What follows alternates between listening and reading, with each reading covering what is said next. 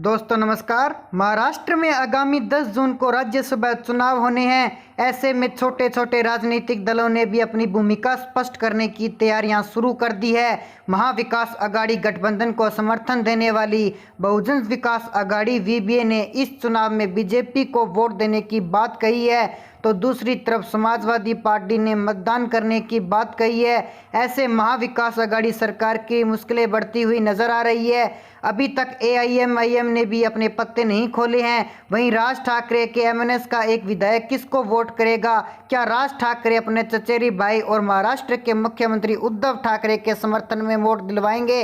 राज्यसभा चुनाव में बीजेपी के 7वें उम्मीदवार धनंजय महाडिक ने शिवसेना की मुश्किलें बढ़ा दी है।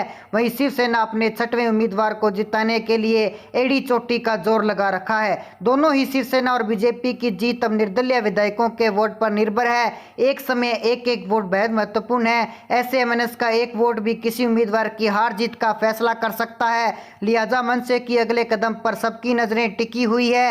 एक तरफ जहां राज्य में इस बात की चर्चा है कि मनसे किसको वोट देगी, दूसरी तरफ मनसे विधायक राजू पाटिल का ट्वीट फिलहाल चर्चा का विषय बना हुआ है। उन्होंने अपने ट्वीट में लिखा है कि चिंता ना करें, हमारे लिए राज साहब ठाकरे का आदेश प्रमाण है और मैं आदमी हूं, घोड़ा नहीं। अब इस ट्वीट के अलग अलग मायने निकाले जा रही हैं। इस ट्वीट से यह पता चल रहा है कि मनसे किसी हार्ड ट्रेडिंग में शामिल नहीं होंगी। वही किसको वोट देना है, इसका अंतिम फैसला राज ठाकरे लेंगे।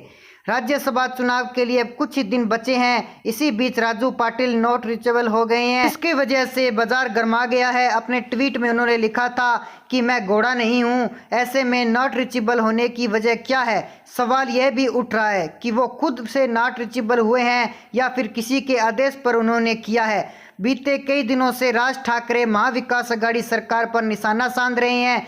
दूसरी तरफ वो बीजेपी का गुणगान करते हुए नजर आ रहे हैं।